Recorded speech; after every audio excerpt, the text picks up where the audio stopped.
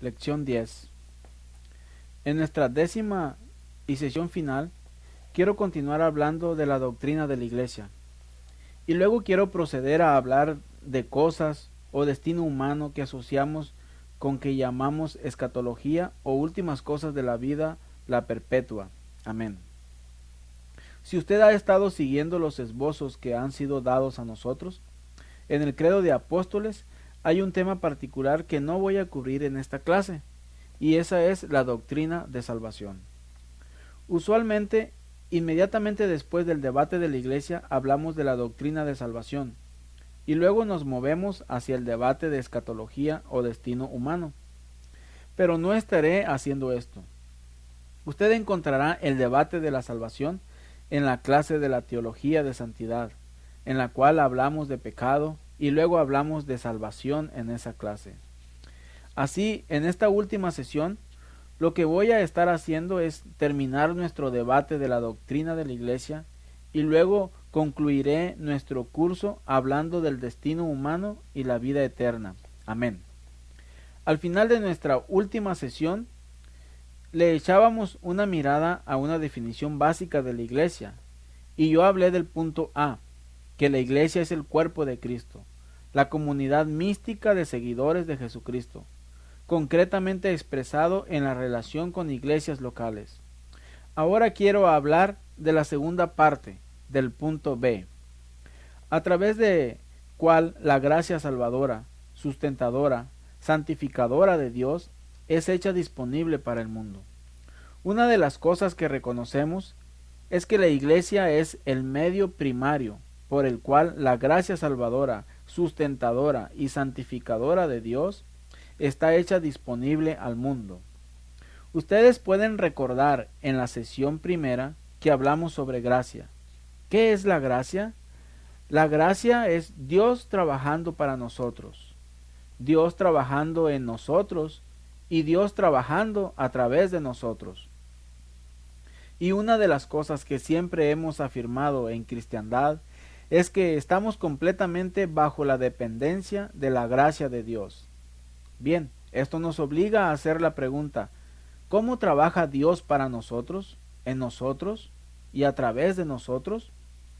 Y una de las cosas que reconocemos es que eso es a través de la Iglesia, a través de estas congregaciones locales en que Dios está primordialmente trabajando, salvándonos, sustentándonos y santificándonos. Ahora, por favor, oiga mi lenguaje. Dije, son el medio primario. No es el único medio por el cual Dios trabaja y se mueve. Si usted piensa acerca de cómo trabaja Dios, primordialmente para nosotros, en nosotros y a través de nosotros, ¿cómo es la gracia de Jesucristo canalizada para nosotros, dado para nosotros? Bien, está primordialmente adentro y a través de la Iglesia. Es la Iglesia por medio de la cual recibimos la gracia, nos salvamos, somos sustentados en nuestra fe y somos santificados. Es dentro y a través de la Iglesia. Así es que la Iglesia es el medio primario. Estas congregaciones locales son el medio primario a través del cual la gracia de salvación de Dios en Jesucristo está siendo hecha disponible para el mundo. Punto C. ¿Cómo pueden saber ustedes que su congregación local, su denominación, es parte del cuerpo de Cristo? ¿Qué es parte de la Iglesia Universal? Bien, hay tres marcas. La predicación de la palabra pura de Dios, la administración debida de los sacramentos y la comunidad correctamente ordenada. Estos son importantes porque estos realmente se convierten de muchas formas. El medio por el cual Dios salva, sustenta y nos santifica. Él hace eso a través de la enseñanza sólida de la palabra de Dios. Él hace eso de muchas formas a través de nuestra participación en los sacramentos. Y nos hace a través de ser parte de la comunidad que nos alienta, nos exhorta, así como también nos hace responsables para nuestra fe cristiana. Lo que quiero hacer es tomar algunos momentos y hablo algo más acerca de lo que queremos decir cuando hablamos de la predicación de la palabra pura de Dios. Lo que queremos decir cuando hablamos de la administración debida de los sacramentos y lo que queremos decir cuando hablamos de la comunidad correctamente ordenada. Ante todo, ¿qué queremos decir por la predicación de la palabra pura de Dios? Esto, primero que todo, tiene que ver con la lectura de la Sagrada Escritura en comunidad. La lectura de Sagrada Escritura en comunidad. Una de las cosas que necesitamos darnos cuenta es que las Sagradas Escrituras estaban escritas ante todo para la iglesia, escritas para la comunidad, supuestamente para ser leídas en comunidad y a ser interpretadas en comunidad. Por favor, no estoy en contra del estudio y lectura individual de la Sagrada Escritura. Individualmente necesitamos estar leyendo y estudiando la Sagrada Escritura. Pero si ustedes pensaran conmigo por un momento, simplemente miren al Nuevo Testamento. La mayor parte de los libros del Nuevo Testamento, con algunas excepciones, son realmente escritos para comunidades. Tuvo la intención de ser leído en comunidades. Y como ustedes saben, especialmente para aquellos de vosotros que son españoles, que ustedes notarán que la mayor parte de las referencias sobre la gente en el Nuevo Testamento son de hecho plurales. No son en singular, sino con uso del plural. Y así es que las Sagradas Escrituras, ante todo, tuvieron la intención de ser leídas en comunidad e interpretadas en comunidad. Entonces, hay esa lectura y comunidad interpretadora. Quiero decir, Sagrada Escritura que ocurre en comunidad. Y entonces hay, por supuesto, la predicación y enseñanza de doctrina sólida, bíblica y cristiana. Y hay también la confesión del Evangelio. Allí está el compartir el Evangelio que ocurre en comunidad.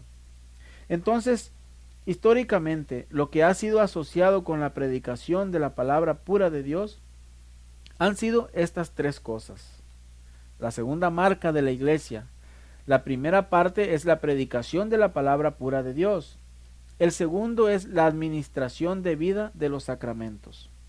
Ante todo, necesitamos aprender que cuando nosotros hablamos de los sacramentos que queremos decir, queremos decir comunión sagrada o la cena del Señor y nosotros queremos decir bautismo.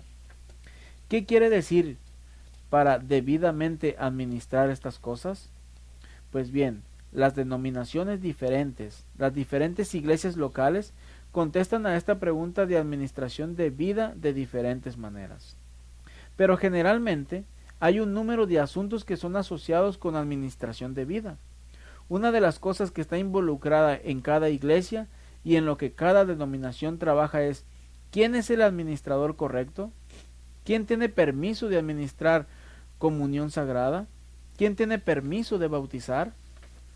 Cada iglesia o cada denominación contestan a estas preguntas de diferentes maneras, pero de una u otra manera se decide a quién es permitido y quién no tiene permiso de administrar bautismo y comunión sagrada. Lo segundo que está usualmente involucrado en administración son palabras correctas. ¿Qué palabras deberían ser habladas? ¿Qué palabras no deberían ser habladas? En la administración de bautismo y sagrada comunión, déjeme darle un ejemplo de por qué palabras correctas son importantes. ¿Qué ocurre si hago un bautismo en nombre de Mohamed, Buda y Hare Krishna?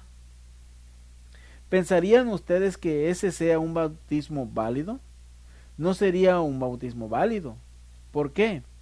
Porque un bautismo válido es uno que se hace en nombre del Padre, del Hijo y del Espíritu Santo. Ustedes ven que las palabras que son usadas son importantes y las denominaciones y los organismos cristianos trabajan a través de lo que debería ser hablado o no hablado con atención en la administración de los sacramentos. Después es el asunto de receptores correctos.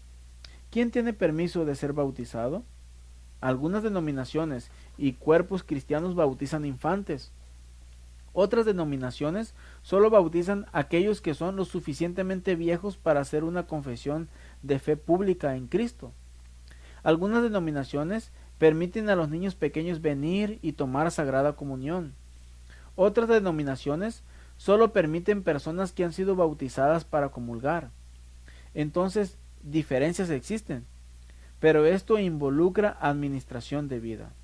También hay unas iglesias que hacen decisiones y elecciones acerca de cuáles deberían ser usadas en la celebración de los sacramentos. Por ejemplo, uno de los asuntos es jugo de uvas o el vino, y las personas tienen razones diferentes. Pero piensan a través de por qué usan los elementos en su observancia de los sacramentos. Así, por ejemplo, ha habido los tiempos y los lugares en la historia de cristiandad donde el bautismo se hizo sin agua. Y la razón por la que se hizo sin agua está porque no hubo acceso a agua.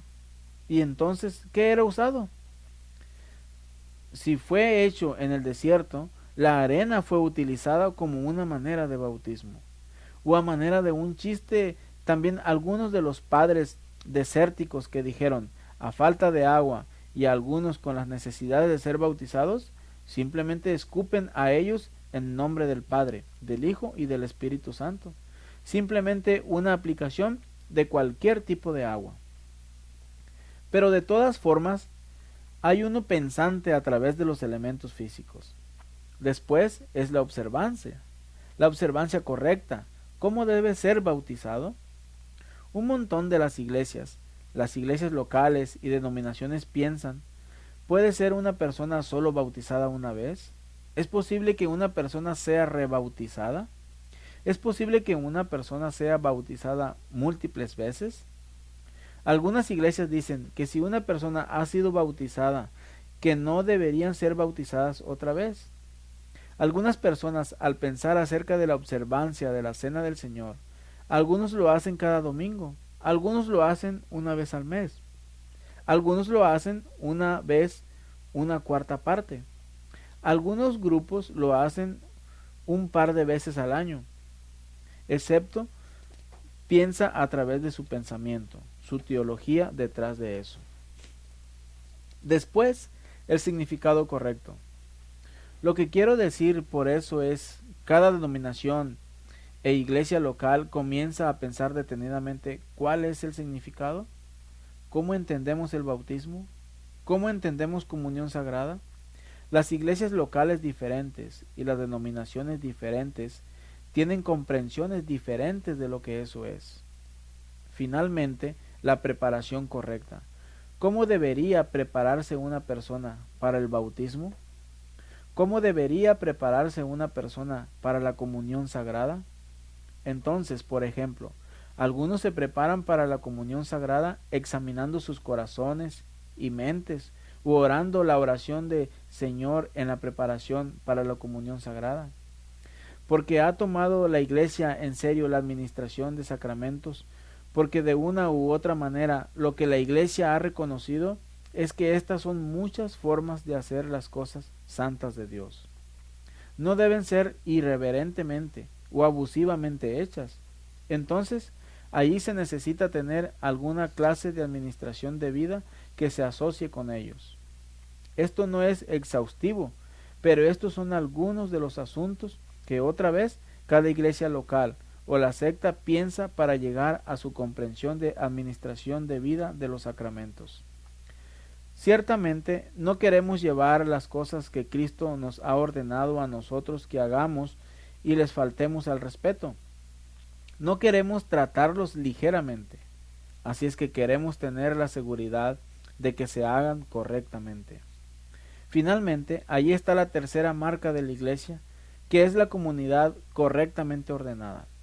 Hay al menos 4 cosas involucradas en pensar acerca de la comunidad correctamente ordenada. Primero que todo es el compromiso personal real para con Dios y la comunidad local.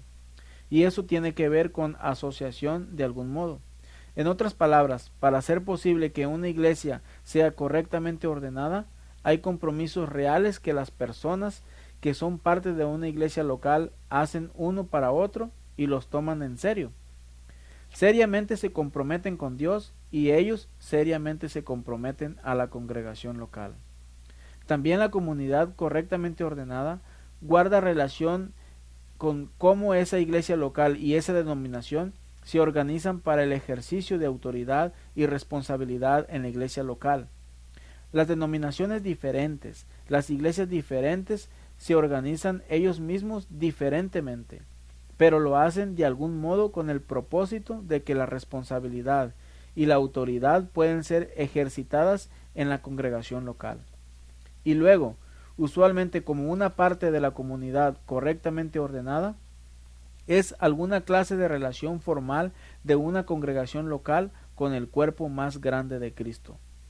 Puede ser informal, puede ser más formal, pero hay al menos el reconocimiento que el cuerpo de Cristo está más grande que la congregación local, y que la congregación local está comprometida no solamente para sí mismo, pero está comprometida con el cuerpo más grande de Cristo. Esto está hecho a través de denominaciones, está hecho a través de asociaciones, esto se hace a través de los tipos diferentes de relaciones que se forman. Finalmente, la comunidad correctamente ordenada es cuando una comunidad se organiza a sí mismo para la participación de la misión en el mundo, para traer lo mínimo, lo último y lo perdido adentro de la iglesia. Específicamente, es en esta comunidad correctamente ordenada donde nosotros comenzamos a pensar acerca de la misión de la iglesia. Hasta ahora, hemos estado hablando de la naturaleza de la iglesia, pero la misión de la iglesia está al final. Es hacer a los discípulos de Jesucristo para extender la mano, alcanzar fuera a lo mínimo, lo último y lo perdido del mundo, y para traer a personas en una relación de salvación con Jesucristo y traerlos dentro del cuerpo de Cristo y hacerles discípulos de Jesucristo. Estas son las marcas de la iglesia. Ahora, en este punto voy a efectuar una transición para la última sección de este curso, que es escatología o destino humano. Pero antes de que haga eso, quiero decir esto. Como una parte del material de enseñanza, ustedes van a recibir con esta clase de video también los puntos de vista diferentes de comunión sagrada y los puntos de vista diferentes de bautismo. Así es que usted se da cuenta de los puntos de vista diferentes. Voy también a hablar de los dones del Espíritu Santo, porque finalmente los dones del Espíritu Santo son discutidos bajo la doctrina de la iglesia, porque los regalos son dados a la iglesia para el perfeccionamiento del cuerpo de Cristo. Esto es, para el perfeccionamiento de la iglesia y más allá equipar a la iglesia. Así es que voy a estar haciendo eso en los materiales escritos que usted tendrá con esta clase. Así, con eso acabaré mi debate breve de la doctrina de la iglesia. Le mencioné a ustedes más temprano que normalmente después de la doctrina de la iglesia hablamos acerca de la doctrina de salvación, pero ustedes tienen ese debate en la clase de teología de santidad. Ahora, el último sujeto del que quiero hablar es lo que es llamada escatología. Es una palabra griega que significa la doctrina de últimas cosas, destino humano, o como el credo del apóstol declara la vida, la resurrección del cuerpo y la vida eterna. Amén. Específicamente, hay 6 doctrinas que son examinadas en la escatología. 6 doctrinas que se examinan en el destino humano. Lo primero es muerte, la doctrina de muerte. Segundo, la cual es designado el estado intermedio o el estado de muerte, y eso se ocupa de lo que ocurre cuando ustedes o yo morimos, lo que nos ocurre entre la muerte y la resurrección corporal. Este es designado el período intermedio o el estado de muerte. Así es que tenemos muerte, tenemos el estado intermedio o el estado de muerte. La tercera doctrina es la segunda llegada de Jesucristo. El cuarto es la doctrina de resurrección corporal. La quinta parte es juicio sin apelación y el sexto es la vida eterna. Amén. Lo cual es el último cielo y el infierno. Así es que déjeme empezar por hablar de la primera doctrina bajo el destino humano, que es muerte. La Biblia habla de muerte en 3 formas. Habla de muerte física, habla de muerte espiritual y habla de muerte eterna. La primera parte es muerte física. La muerte física es cuando la vida corporal cesa. Esto es cuando nuestra alma parte de nuestros cuerpos y nuestros organismos físicamente mueren. Una de las cosas que sabemos es que ésta no es vencida en esta vida. La verdad es que a menos que ustedes o yo estemos vivos cuando Jesucristo viene, es que físicamente moriremos.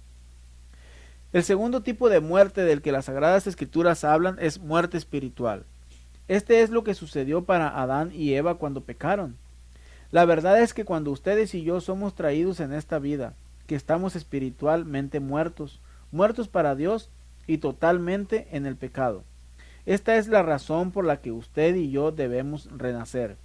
Entonces, de tal manera, dentro de esta vida, ustedes y yo podemos vencer la muerte espiritual a través del nacimiento nuevo, a través de ser renacidos, en el cual el Espíritu Santo nos trae de muerte espiritual a la vida espiritual, en una relación nueva, una vida nueva y una vitalidad nueva en Dios, la muerte espiritual. Tercero, hay la muerte eterna. Algunas veces la Sagrada Escritura se refiere a esto como una segunda muerte. Primero, usted y yo vamos a morir. Luego vivimos en este estado entre la muerte y la segunda llegada de Jesucristo. Pero entonces hay un tiempo que va a venir, un lugar donde vamos a ponernos de pie antes de Cristo en el juicio sin apelación. Es la relación por la cual los malos y los no salvos serán enviados al infierno. En este infierno, que es la segunda muerte o una muerte eterna. Entonces, esas son las tres formas que la Sagrada Escritura habla acerca de la muerte. Ahora, ¿qué ocurre cuando usted y yo morimos? ¿Qué ocurre cuando morimos? Bien, básicamente, ¿qué nos ocurre entre la muerte y la segunda llegada de Jesucristo y la resurrección corporal? Bien, hay básicamente dos puntos de vista. Ambos tienen fundaciones bíblicas para ello. Uno es que usted y yo tenemos alguna clase de existencia consciente entre la muerte y la resurrección. Para esos que son justos, para esos que son salvos, para esos que conocen a Jesucristo, a ellos les es traído en la presencia de Dios. Su alma es traída en la presencia de Dios y ellos disfrutan la presencia de Dios. Esto está descrito de diferentes maneras en el Nuevo Testamento. Por ejemplo, es llamado el pecho de Abraham. El pecho de Abraham es el lugar de residencia de los justos cuando mueren. Es llamado el pecho de Abraham. En otros lugares es designado el paraíso. Ustedes pueden estar familiarizados con las palabras de Jesús para el ladrón en la cruz. Hoy usted estará conmigo en el paraíso. Es también usado en otros lugares. Esto está donde los justos van cuando mueren, y la Sagrada Escritura nos enseña que nuestra alma, cuando morimos, para los justos y para los salvos que están en la presencia de Dios y disfrutan la presencia de Dios. Para lo malo y lo no salvo, su alma va a un lugar de separación de Dios, y hay algo de tipo de juicio inicial que tiene lugar. Hay una experiencia inicial de castigo que toma lugar y hay un número de Sagradas Escrituras que hablan de eso. La vista principal que ha existido en cristiandad ha sido que cuando morimos hay inicialmente algún tipo de juicio preliminar en el cual los justos, sus almas entran en la presencia de Dios, esperando la segunda llegada de Jesucristo y esperando resurrección corporal. Más allá que los malos tengan un juicio inicial y ellos van a un lugar que experimentan separación y juicio inicial. Esa es la vista principal que ha existido en cristiandad. Ha habido un informe minoritario, si puedo usar este término. La idea que se asoció con este es que cuando usted y yo morimos, realmente no tenemos una existencia consciente. Más bien, lo que experimentamos es un sueño de alma. Simplemente esperamos en un estado comatoso para la segunda llegada de Jesucristo y la resurrección corporal. Otra vez, la primera vista ha sido la vista que ha existido dentro de la iglesia y ciertamente ha sido nuestra vista en nuestra tradición wesleyana. Pero ha habido algo. Algunas tradiciones que han enfatizado un sueño de alma y simplemente sean conscientes que hay algo de fundamentos bíblicos para esa vista en particular igualmente. Todo el mundo cree y todo el mundo vive dentro de la anticipación de la segunda llegada de Jesucristo, el regreso corporal de Jesucristo. Así es que hemos hablado de muerte. Hablamos de este estado intermedio entre la muerte y la resurrección. Ahora, la tercera cosa de la que quiero hablar es la segunda llegada de Jesucristo. Déjeme decir esto, que la iglesia siempre ha creído, siempre ha afirmado la segunda llegada de Jesucristo, que Jesucristo físicamente regresará. Los ángeles dijeron para los discípulos, como viesen a Cristo ascendiendo en el capítulo 1 de Hechos, que Cristo volvería de la misma forma que Él ascendió, que Él va físicamente a volver a esta tierra, y todo el mundo está de acuerdo con eso. Ahora, donde ha habido desacuerdos en la iglesia es sobre las cosas específicas de cómo eso va a tener lugar. Específicamente, esas diferencias han surgido sobre la interpretación del capítulo 20 de Apocalipsis, que es un debate del milenio. ¿Cuál es un reinado de 1000 años de Jesucristo? Un reinado de 1000 años de Jesucristo aquí en la tierra. Va a ser un tiempo de gran paz y prosperidad, y la rectitud va a florecer en la tierra. Han sido muchas formas diferentes que el capítulo de Apocalipsis 20 ha sido entendido. Algunos lo han entendido literalmente y algunos lo han entendido figuradamente. Literalmente y figuradamente. Entonces, algunos han interpretado eso para tener lugar antes de la llegada de Cristo, la segunda llegada de Cristo, mientras los otros han interpretado como el lugar atractivo después de la segunda llegada de Jesucristo. Y eso es donde estas perspectivas diferentes se han levantado. No tomaré tiempo ahora para hablar de ellos, que son llamados premileniarismo, postmileniarismo y mileniarismo, realizado o amileniarismo. Hablaré algo más acerca de esos en los materiales escritos que usted ha recibido, pero ha habido debates dados acerca de eso. Aún sin embargo, quiero ser transparente en este punto, que aunque ha habido debates sobre la comprensión del capítulo 20 de Apocalipsis y nuestra comprensión del milenio, no ha habido debate acerca de si ya Cristo va a regresar. Hemos hablado de muerte, hemos hablado del periodo intermedio y la segunda llegada de Jesucristo. Jesucristo va a regresar, y cuando Él regrese, Él va a traer todo para el fin y los últimos propósitos para los cuales ha sido creado. Jesucristo regresa a traer un fin y una consumación de todas las cosas. Pero con la segunda llegada de Jesucristo, asociado con eso, simultáneo con la segunda llegada de Jesucristo, está la resurrección corporal.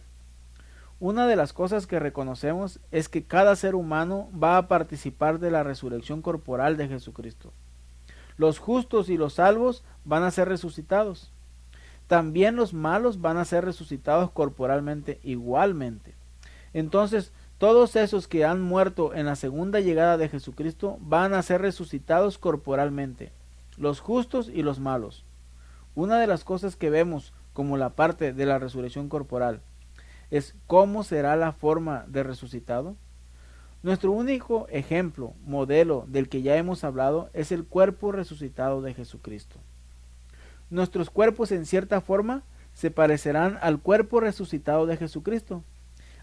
Tenemos muerte, intermediamos al estado, segunda voy, simultáneo con eso es resurrección corporal.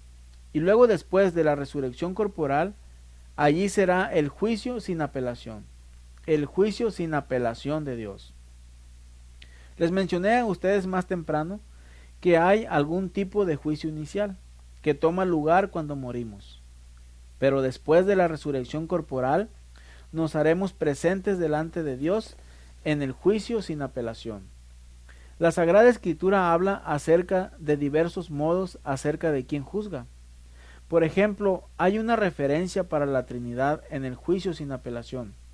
Hay una referencia para Padre. Hay una referencia para el Espíritu. pero primordialmente las referencias bíblicas están en referencia para el Hijo. Que nos pondremos de pie ante el Hijo eterno de Dios, y contará la historia de nuestras vidas. Ahora, ¿qué es juzgado y cuándo nos levantemos antes de Cristo? Algunas veces, como cristianos, tenemos la idea que si somos cristianos, simplemente obtenemos una aprobación o pulgares abajo. Simplemente estaremos aprobados o no aprobados. La Sagrada Escritura ciertamente señala que tendremos que, aún como unos creyentes, como cristianos que son cubiertos por la sangre de Jesucristo, todavía tendremos que levantarnos ante Dios y contar la historia de nuestras vidas. Y la Sagrada Escritura nos enseña que nuestras acciones van a ser juzgadas, nuestros pensamientos van a ser juzgados y nuestras palabras van a ser juzgadas.